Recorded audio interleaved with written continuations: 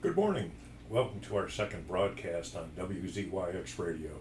Hi, my name is Bob Feiklowitz, and I will be your host on another edition of what we like to call Common Sense Matters. Our goal is to bring you news and commentary about anything that will provide you with a local view of what impacts us most in our listening area. We'll try to bring you interviews with local people, as well as more regional folks to help inform and educate us. And most of all, we want to help illustrate what makes us more the same than different. This morning, my guest is Victoria Broaderick, who is running to be our representative in Tennessee's 4th Congressional District. She is opposing Scott DesJarlais. Good morning, Victoria, and welcome to our broadcast. Thank you for having me. It is my pleasure. As we all know, the upcoming election on November 5th is a major news media event almost every day, every day.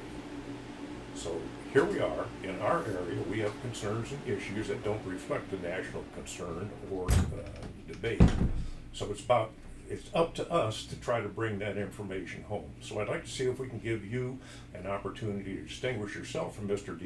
DesJarlais and earn the support and confidence of the voting public in your district. Okay, Victoria, why not start off this morning with a little background about you, specifically before we get into your thoughts on some other areas.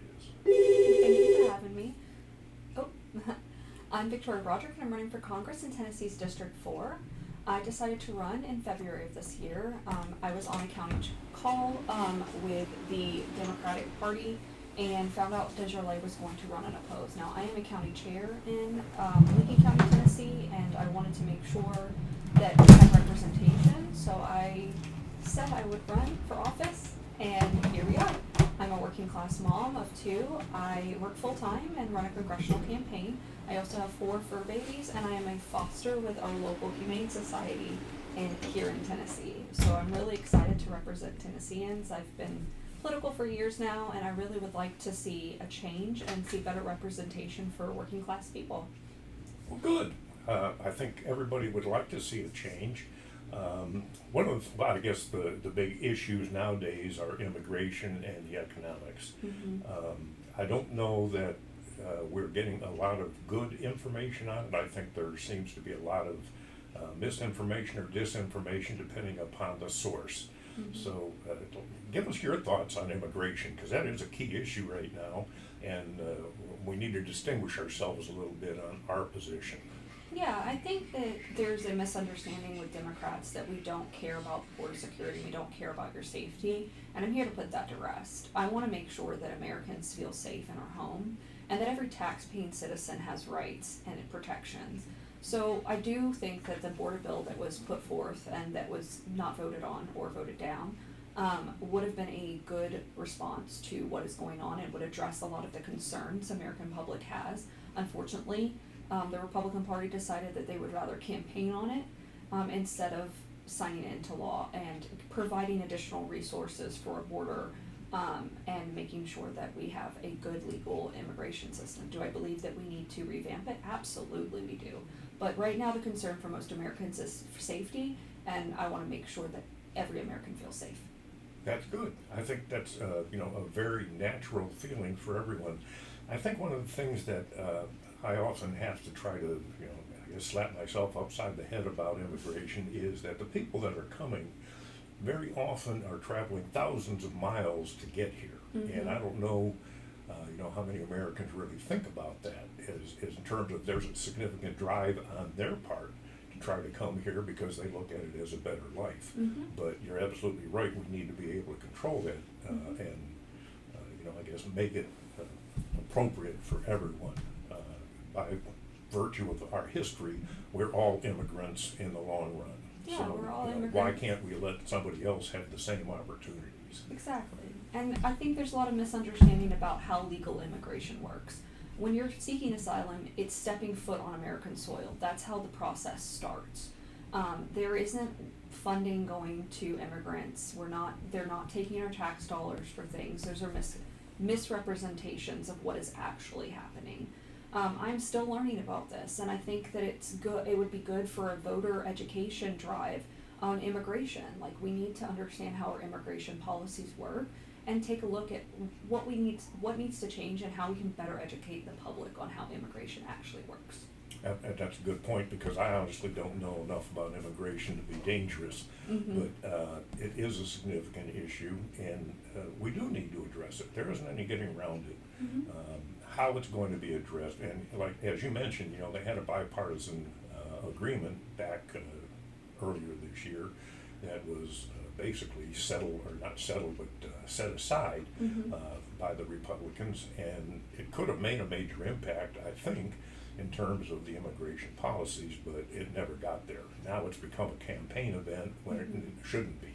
Yeah, it was one of the strictest border bills that we put forth. It basically gave the Republicans everything they've been asking for, and I think that the biggest fight had pushed back on it. What it was, how many people let in a day. And let's be clear, immigration is going to happen whether we like it or not.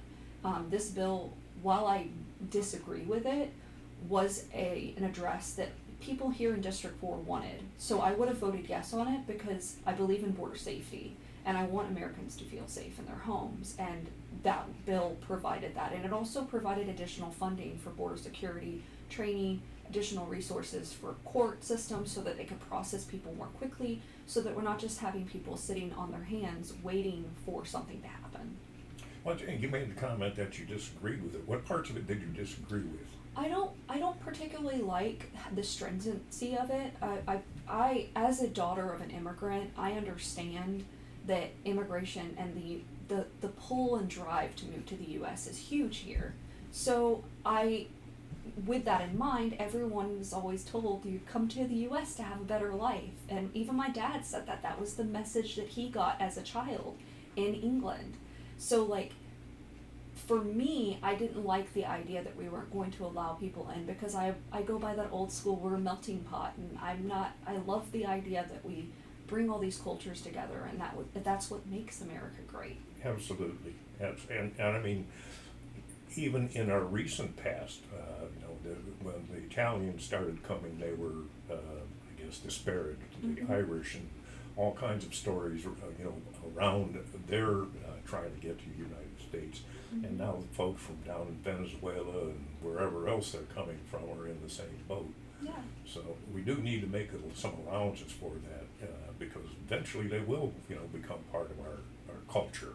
And I think the concern too comes down to, we want to take care of Americans, and I think that that's a valid point. You want to feel safe in your home. You want to feel secure. You want to see the grocery prices not be corporate greed level and huge profit rates, and we have to address those things. And I think that we can do both and still allow for that beautiful immigration and that melting pot. But we need a full team of people who understand what the District 4 voters here in Tennessee want, as well as understanding that we are a melting pot. We are a country of immigrants, and we need to honor that history. Well, you just mentioned, food prices and those types of things. Why don't we segue a little bit and talk about some of the economic issues that we're facing nowadays.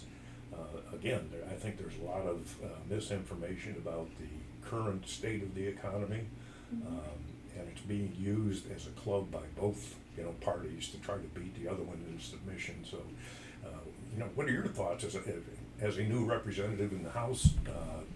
How would you approach some of the economic issues? I mean, I'm a penny pincher at heart. I said this in the forum on Monday. I love a good penny pinching. So I think that that's something that we don't associate with Democrats. We think, I want to represent us and want to take care of our own. And when we're asked about the economy, most people conflate the economy with what they're seeing at the grocery store. And let's be clear, the grocery store prices are ridiculous right now. I am a mother of two. I have to buy milk. I know that it's expensive. And I know that a rich person doesn't have that same thought when they go to the grocery store. Milk costs the same for them as it does for me. I just have to think about it a bit more. And that's pretty common here in District 4.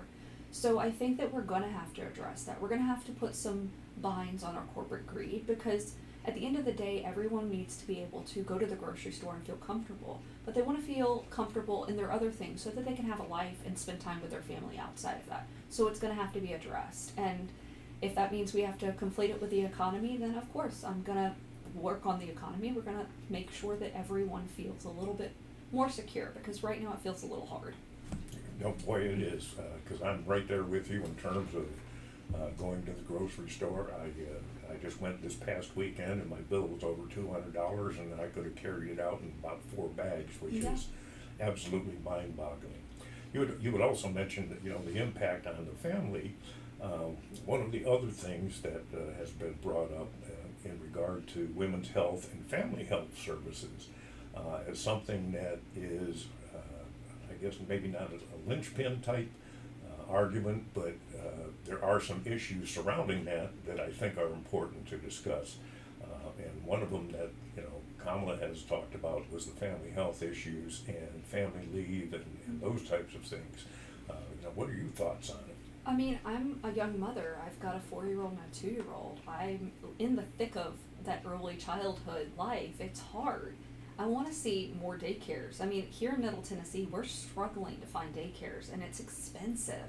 And you have to make those sacrifices of, do I stay home or do I work? And for our family, I have to work, So I want to make it easier. I want to see healthcare at a reasonable cost. I want to see options. I don't want this out-of-network BS that we see all the time. I want to make sure that our families are taken care of and we get paid leave, because you deserve time with your family. However your family looks, you deserve time off with them. And I want to see 6 months of maternity leave, because if you're the birthing parent, it's hard and you need that time for your brain to come back from and just get back in the groove of things. So yeah, I want to see supporting partners be able to have time off with their family, because dads deserve time off too.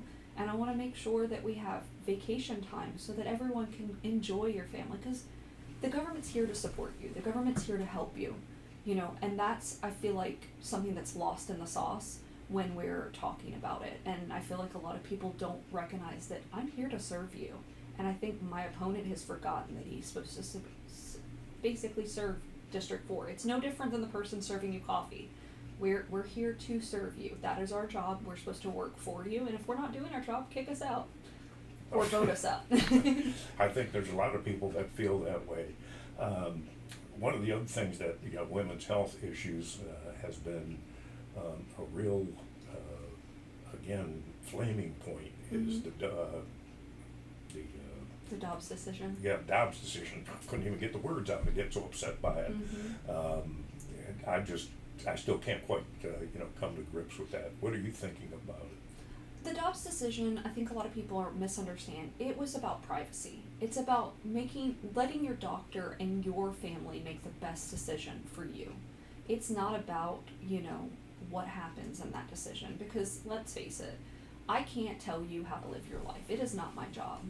It is not my job to be in your doctor's office. It's not my job to be in your home. Those rules that you like in your home, they apply to you and you alone, and I need to respect them. But when we go out in public, we have to respect each other, and I want to bring that back. I want to protect the rights of women, and I want to protect the rights of families, because every family is going to look a little different than mine, and that's okay. Sure. I guess I'm not familiar with Mr. DeJarlet's positions on some of these. Have you ever had a chance to debate him on some of these subjects? He refuses to debate. He refuses to show up to forums. He's a 14-year incumbent, and every election cycle he's invited, but he doesn't want to come out and talk to voters. I've heard through backdoor sessions that he only wants to talk to friendly voters, because he's said in closed-door sessions that if he talks to voters, he loses votes. And, I mean, that's not a representative you need. You should be accessible. Your doors should be open. So I encourage you today, if you're listening, go to your local Scott Desjardins office if you're in District 4. Go and see if he's there. Call his office. See if you get a response. Because if he's not responding to you, and if those doors aren't open, he has no business representing you. Because at the end of the day, we're your servants. We work for you. I'm interviewing for a job, and on November 5th, I'm going to find out if I get that job or not. Which I hope I do, and I think I will. Well, that's very, very good. I like your positive attitude. You'd mentioned that he's been in office for a considerable period of time. One of the things that I've often sort of touted as one of my positions are term limits. And I think there's some validity to that nowadays by virtue of the fact that, and I don't know what the average age of the congressman is or senators. I know the senators is up there quite a bit. But, I think it would be appropriate to have term limits and, do it on a rotating basis. So Yeah. that, you're not wholesale changing out the House or the Senate, but a rolling 2 years, 4 years, whatever, limits what I feel is appropriate. What would you think on that, since you would be one of the new people? Yeah, I think that term limits are valid at this point. I think that we're at a point where, we need to make it easier, but it's a multifaceted approach, because we have a voting system and a candidate system that's not always friendly to working class people. As a working class American, I definitely struggled doing this campaign, but I didn't think it wasn't worth it because he was going to run unopposed. So there's a lot of bounds and walls that I had to climb so that I could get in the door and put myself out there, which I feel like I've done a decent job about. I've not touched every single voter. Not every voter knows that I exist, but I've made a considerable effort doing that.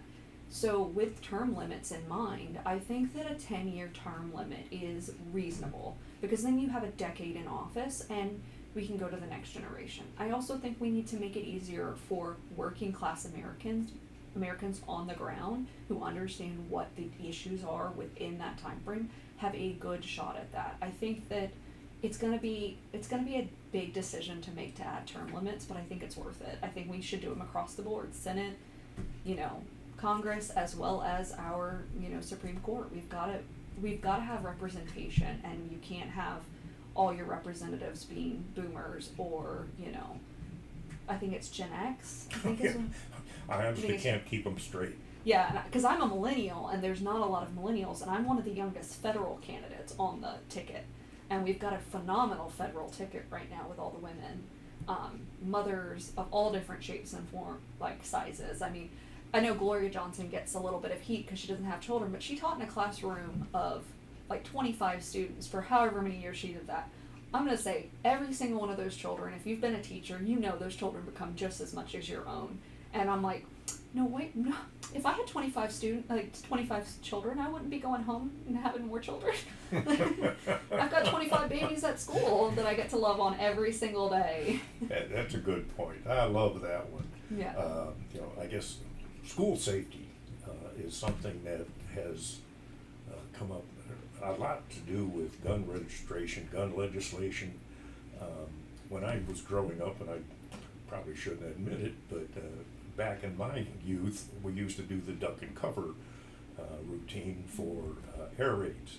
And it was sort of like, if we were going to have a nuclear attack, is hiding under your desk really going to help? Exactly. But nowadays, gun violence in schools seems to be happening more and more often, and it's just absolutely mind-boggling. And now kids are trying to, I think they still have the same types of drills, what the hell, what do you do in the case of a shooting incident? So, what are your thoughts on some gun legislation? Well, I'm a gun sense candidate. I am also an owner. I think we need to dispel for the people listening, I'm not coming for your guns. I have no intention. I have my own gun at home. We're users, we educate our children, we understand the safety implications, we properly store, and that's all we're asking for. As a gun owner myself, I believe that it's my job to be the one standing up. I'm a responsible gun owner. I am the good guy with a gun, but it is my job to take the lead on this because we do have a problem. And I said it yesterday in a forum, and I'm going to say it again. If giving up my gun saves one child's life, that's enough for me to give it up, because I believe that their life is worth it, and parents deserve to be able to drop their children off and not worry that they're not going to come home. And children deserve to go to school without the fear of a bad guy with a gun. And I don't think the responsibility is on teachers having legislation so that they can have a gun in the class, because if you're in a classroom, it's hard enough, and we don't fund our teachers. We don't take care of our teachers already. We don't take care of our educators. And yeah, there's no reason to put a gun in a classroom. No reason. Why not address the issue? Why not make it a little bit more stringent? Why not address, if your concern is mental health, why not address and give universal health care so that every person who has mental distress or needs help is able to get help and doesn't fear the cost of that bill when it comes down to it. And, if we can address that and we can take away some of the fear of getting picked up by our officers who work really hard and who aren't mental health crisis people. That's not their job. Their job is to protect and serve. So why not address all those issues and make everyone's life a little bit easier and feel a little bit safer? You're absolutely correct. I mean, I don't know how kids, not having to go to school nowadays, having I think they refer to them as a safety officer present. You know, here's an armed person at the door, or there's been talks about legislation of having the metal detectors, and it's sort of like it just seems like a surreal education for kids. You know, when I went to school, I mean, you just went to school, you went home, and that was it. Yeah.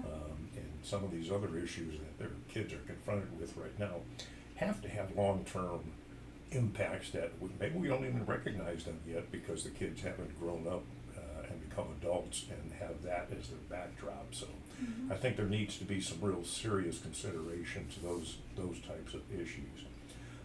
Something else that is, I guess, on the heels of some of these other legislation are voter rights. And you had mentioned, and I don't remember what the name of the act is, where women have to show their birth certificate. Yeah, so the SAVE Act was put forth by Congress. Now, it wasn't voted on, so we got to be that. But it was basically so that you could show your proof of citizenship. And it would need to match your driver's license or whatever voter ID. Now, this would disenfranchise women who change their last name because your birth certificate never matches your driver's license once you change your last name. And the concern was there was no writing to protect anyone who changes their last name in that regard. So it would disenfranchise women voters who changed their last name. And because, I mean, all my friends changed their last name. I'm just one of those that didn't change my last name. So, like, it wouldn't have affected me, but that doesn't mean that the risk isn't there. And it was very scary because Tennessee is known, for those of you who don't know, Tennessee is known, I think it's ranked #1 in the country for voter integrity, but it's also, we rank 51st in voter turnout. So for me, that is a voter suppression thing, because if we rank #1, but we have the lowest voter turnout, where's that? And we have a lot of laws on the books that disenfranchise incarcerated individuals and make it impossible for them to get their voter rights back. Like we learned yesterday that you have to get your gun rights back before you can get your voter rights back. And that's incredibly hard when you're an incarcerated person. These are tax-paying citizens. You know, we think of the taxation without representation. This is the core of that. And how can we put people in that position and then tell them they have to pay taxes when they don't have any say in the matter? Very true. I found it ironic. I was at the visitor center at the Air Force Base the other day, and I had to get my VA ID card updated. And on the wall was a sign indicating that if you didn't have the proper ID or something like that, the acceptable forms of identification, item #1 was a gun registration permit. And then the driver's license or something else was like last on the list. And I was like, say what? Gun registration takes precedence over your driver's license. Yeah. So, you know, there are some things that are really a little bit out of sync, I think. Yeah. But, you know, that's the world we live in right now. I know you're very active on social media, and I think one of the things that is being touted constantly now is the disinformation and misinformation that is on social media, and what level of accountability should the social media providers have in regard to that? Yeah, I mean, so social media is private, so it's owned by private companies. So when you're on Facebook and you're screaming voter suppression or your First Amendment rights, you're on someone else's platform. So there's a level of it. That's not how your First Amendment right works. However, we do have a duty to properly educate our American citizens. And realistically, social media is here to stay.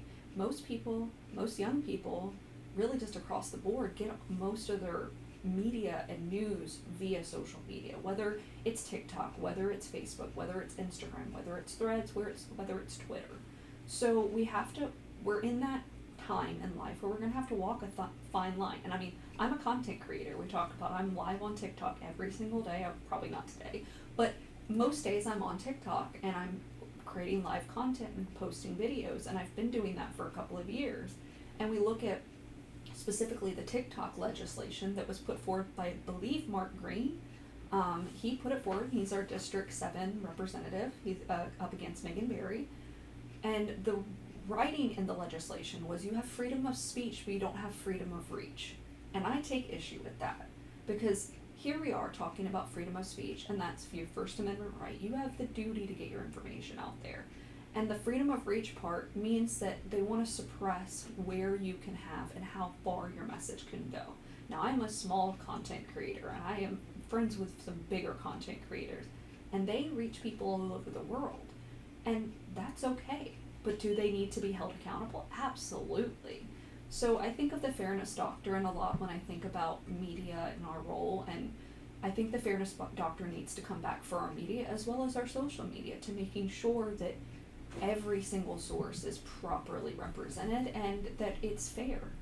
Absolutely. I think the FAA, or not the FAA, the FCC, part of its origins were to regulate, the press on air, and they have specific, guidelines what they can and can't say and what is, tolerable without losing your broadcast license. So, yeah, I agree. Social media is something that is extremely prevalent, more so for younger people than for me. I don't participate in it very much at all, so I'm probably ignorant about a whole lot of what you can and can't do on it. It's a learning curve. It's a learning curve. I have a degree in corporate communication. I thought I was going to go into PR or corporate PR. So part of my degree was that. Of course, I didn't use my degree. I now use it for my personal stuff, but it's really helped my understanding for this campaign and how I can reach new voters. I can't tell you how many times I've been live on TikTok and mentioned an event, and then 3 or 4 people show up being like, I saw you live on TikTok. I saw you on this person's live, and I'm so excited. And I take pictures with them. It's provided a reach that I didn't have, or that previous candidates haven't had. So I do enjoy that part of it. But yeah, it's an education. I'm always learning something new.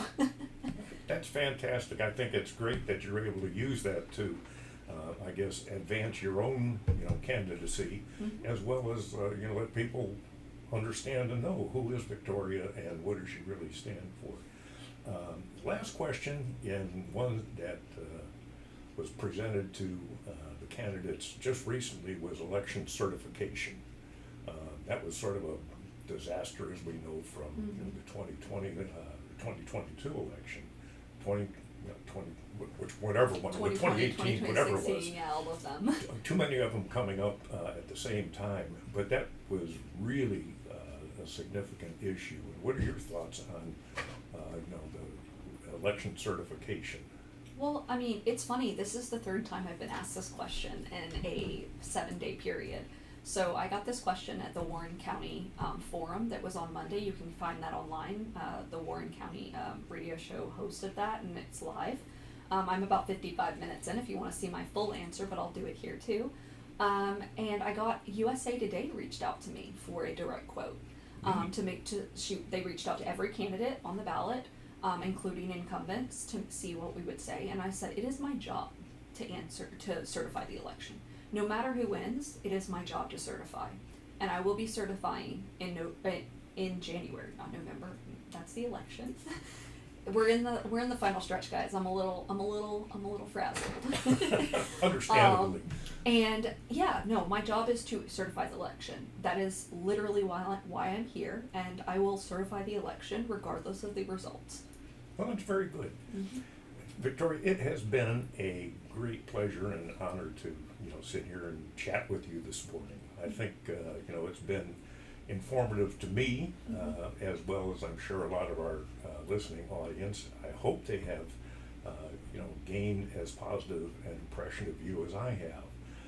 So I would again like to thank you for participating, and wish you the best of luck in the upcoming election. Thank you so much for having me. It's been a joy getting to know you all, especially here in Franklin County. I've really enjoyed getting to know all the Democrats here in this area getting to talk with you and sharing, texting back and forth. So I really appreciate you having me on. I appreciate you giving me this opportunity, and I look forward to earning your vote and winning this November election. Well, I wish you the best of luck. In closing, I just want to announce that Common Sense Matters is supported and sponsored by the Franklin County, Tennessee Democratic Party. Our next show will be on November 4th, when we'll be welcoming Sandy Rice, who is the chairwoman of the Franklin County Democratic Party. We hope you'll tune in for that and enjoy another conversation. Thank you. Thank you.